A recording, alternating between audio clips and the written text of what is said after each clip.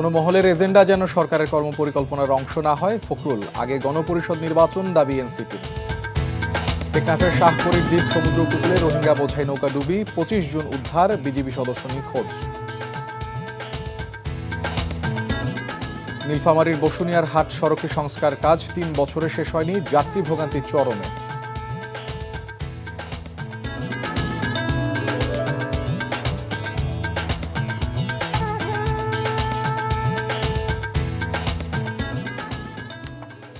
আসসালামু আলাইকুম, মোর্শেদ শোভন স্বাগত জানাচ্ছি এনটিভির দেশের খবরে। ক্রাউন সিমেন্ট শিরোনাম দেখছিলেন, এবারে নিয়ে যাচ্ছি পুরো খবরে। কোনো মহলকে রাজনৈতিক ফায়দা হাসিলের এজেন্ডা যেন সরকারের কর্মপরিকল্পনা না হয় এবং জনপ্রত্যাশা অনুযায়ী সংস্কার প্রস্তাবগুলোর সাংবিধানিক ও আইনি ভিত্তি প্রদানের জন্য দরকার একটি নির্বাচিত সংসদ। তাই ন্যূনতম সংস্কার শেষে অন্তর্বর্তীকালীন সরকারের উচিত নিরপেক্ষ নির্বাচনের ব্যবস্থা করা, এমন মন্তব্য করেছেন বিএনপি মহাসচিব মির্জা ফখরুল ইসলাম আলমগীর। আর ঐকমত্য কমিশনের সুপারিশ পর্যালোচনায় ভবিষ্যতে অনির্বাচিত ব্যক্তিদের রাষ্ট্রীয় দায়িত্বে নিয়োগের অযৌক্তিক প্রচেষ্টা রয়েছে বলে মন্তব্য সালাউদ্দিন আহমেদের। বিস্তারিত ইফতেখার রেজা রিপোর্টে। রাজধানীর গুলশানে বিএনপি চেয়ারপারসনের কার্যালয়ে সমসাময়িক বিষয়ে সংবাদ সম্মেলন। এতে অংশ নেন দলটির মহাসচিব সহ স্থায়ী কমিটির নেতৃবৃন্দ। সংবাদ সম্মেলনে বিএনপি মহাসচিব বলেন, কোনো মহলকে রাজনৈতিক ফায়দা হাসিলের এজেন্ডা যেন সরকারের কর্মপরিকল্পনার অংশ না হয়। জাতীয় ঐকমত্য কমিশনের স্প্রেডশিটের অবস্থা এবং কমিশনের সদস্যদের বিভিন্ন সময়ের বক্তব্য ও বিশেষ কয়েকটি রাজনৈতিক দলের বক্তব্য বিবৃতির মধ্যে মিল পাওয়া যায়, যাতে জনমনে প্রশ্নের জন্ম দিতে পারে যে সকল বিষয়গুলো যেন একটি পূর্ব নির্ধারিত কর্মপরিকল্পনার অংশ। তিনি আরো বলেন, অন্তর্বর্তী সরকারের কোনো উপদেষ্টা ক্ষমতায় থেকে রাজনৈতিক দল গঠন প্রক্রিয়ায় জড়িত থাকার পাশাপাশি প্রশাসন যন্ত্রকে ব্যবহার করার নানা প্রকার লক্ষণ ও প্রমাণ ক্রমেই প্রকাশ পাচ্ছে, যা অগণতান্ত্রিক। অন্তর্বর্তী সরকারের কোনো উপদেষ্টা ক্ষমতায় থেকে রাজনৈতিক দল গঠন প্রক্রিয়ায় প্রত্যক্ষ পরোক্ষভাবে জড়িত থাকায় জনমনে সংশয়ের সৃষ্টি হয়েছে। এ প্রক্রিয়ায় প্রশাসন যন্ত্রকে ব্যবহার করার নানা প্রকার লক্ষণ ও প্রমাণ ক্রমেই প্রকাশ পাচ্ছে, যা দেশ ও গণতন্ত্রের জন্য মোটেই সুখকর নয়। এ সময় দলের স্থায়ী কমিটির সদস্য সালাউদ্দিন আহমেদ বলেন, ঐকমত্য কমিশনের সুপারিশমালায় ভবিষ্যতে অনির্বাচিত ব্যক্তিদের রাষ্ট্রীয় দায়িত্বে নিয়োগের অযৌক্তিক প্রচেষ্টা রয়েছে।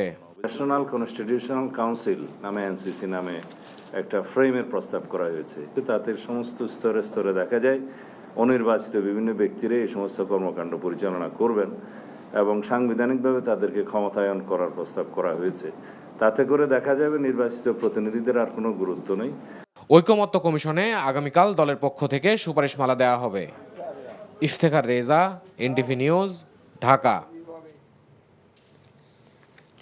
আগামী নির্বাচন জাতীয় সংসদ নির্বাচন না হয়ে গণপরিষদ নির্বাচন হওয়া উচিত বলে মত দিয়েছেন জাতীয় নাগরিক পার্টি এনসিপি। সংবাদ সম্মেলনে কথা জানান দলটির যুগ্ম আহ্বায়ক সরোয়ার তুষার।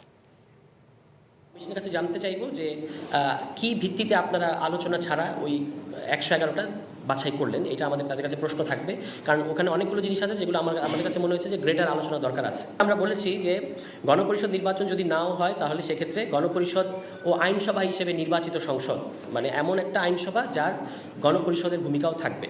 তো সেই প্রস্তাবটা আমাদের বিবেচনার মধ্যে আছে। এই দুটো নিয়ে আমরা কথা বলবো আগামীকাল। কক্সবাজারের টেকনাফ শাহপরীর দ্বীপ সমুদ্র উপকূলে রোহিঙ্গা বোঝাই নৌকাডুবির ঘটনায় 25 জনকে জীবিত উদ্ধার করা হয়েছে। বিজিবি জানায়, ভোর রাতে টেকনাফের শাহপরীর দ্বীপ পশ্চিমপাড়া নৌঘাট দিয়ে রোহিঙ্গা বোঝাই একটি নৌকা অবৈধভাবে বাংলাদেশে অনুপ্রবেশের চেষ্টা করে। এ সময় তলা ফেটে গিয়ে নৌকাটি ডুবে যায়। খবর পেয়ে সৈকতের পার্শ্ববর্তী স্থানে কর্তব্যরত বিজিবি সদস্যরা স্থানীয় জেলেদের সহযোগিতায় 25 রোহিঙ্গাকে জীবিত উদ্ধার করে। এ সময় এক বিজিবি সদস্য সাগরে নিখোঁজ হয়। উদ্ধার কার্যক্রম অব্যাহত আছে। চট্টগ্রামের ইপিজেড এলাকায় বেতন ভাতার দাবিতে বিমানবন্দর সড়ক অবরোধ করেছে জিএমএস নামে একটি গার্মেন্টস কারখানার শ্রমিকরা। সকাল থেকে কারখানাটির কয়েকশো শ্রমিক ইপিজেডের প্রধান গেটের সামনে এসে জড়ো হয়। এ সময় তারা বলেন, কয়েক মাসের বেতন বকেয়া রেখে চলতি মাসের 1 তারিখ থেকে মালিকপক্ষ তাদের কারখানাটি বন্ধ করে দেয়। তারা বলেন, 20 মার্চের মধ্যে বেতন পরিশোধের কথা থাকলেও তা না দেয়ায় আজ রাস্তায় নামতে বাধ্য হয়েছে তারা। পরে 25 মার্চ পর্যন্ত সময় দিয়ে অবরোধ তুলে নেয় শ্রমিকরা। এদিকে চট্টগ্রামের কর্ণফুলী এলাকায় বন্য হাতির আক্রমণে শিশুর মৃত্যুর প্রতিবাদে পটিয়া আনোয়ারা সড়ক অবরোধ করেছে বিক্ষুব্ধ এলাকাবাসী। প্রত্যক্ষদর্শীরা জানান, মধ্যরাতে উপজেলার বড় উঠানে ইব্রাহিমের বাড়িতে হানা দেয় বন্য হাতি। এ সময় ইব্রাহিমের শিশু সন্তান আরমান জাওয়াদকে পিষ্ট করে মেরে ফেলে একটি উন্মত্ত হাতি।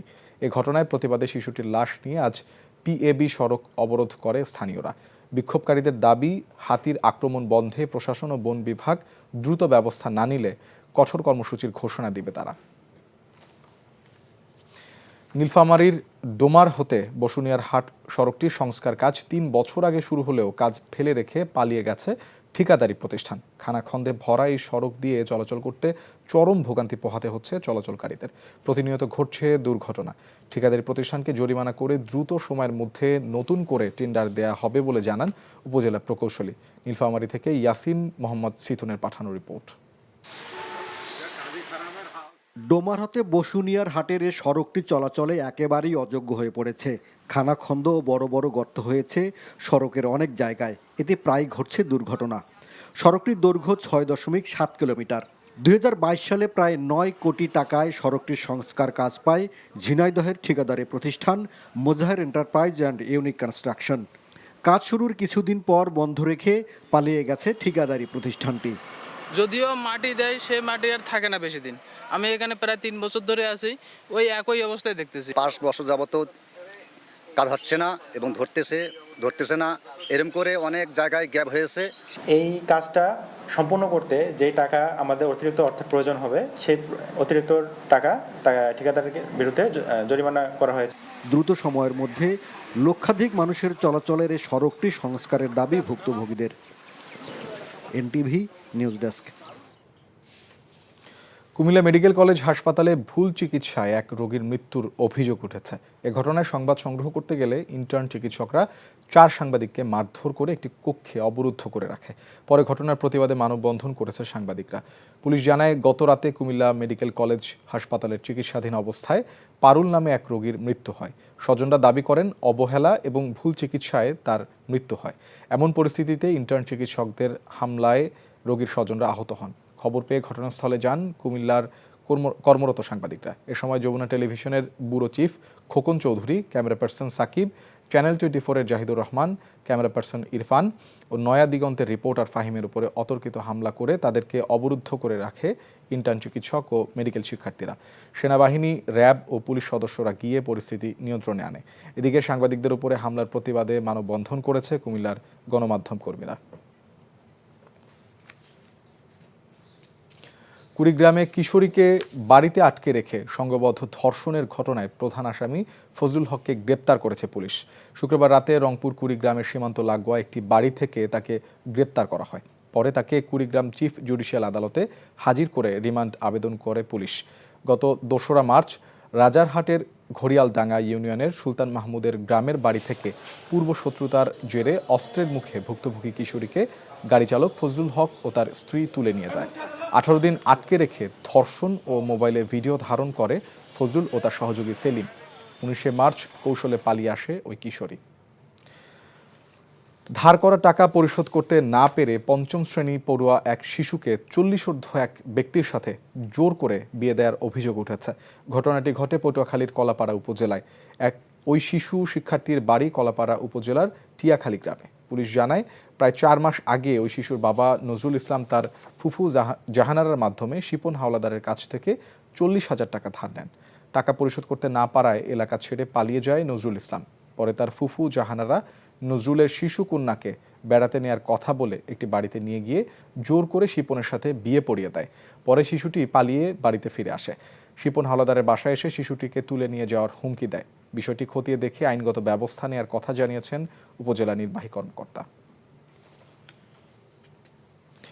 খবর শেষ করছি, যাবার আগে টাউন সিমেন্ট শিরোনামগুলো আরেকবার।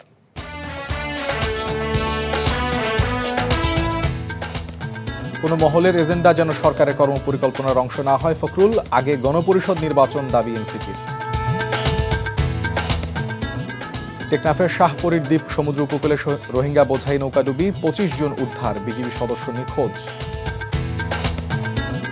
নীলফামারীর বসুনিয়ার হাট সড়কটি সংস্কার কাজ 3 বছরে শেষ হয়নি, যাত্রী ভোগান্তির চরমে। এই ছিল দেশের খবরে। এই খবরে ভিডিও সহ আপডেট জানতে ভিজিট করুন এনটিভি অনলাইন www.ntvbd.com। এছাড়াও এনটিভির জনপ্রিয় সব খবর ও অনুষ্ঠান জানতে ভিজিট করুন আমাদের ইউটিউব ও ভেরিফাইড ফেসবুক পেজ। সবাইকে ধন্যবাদ।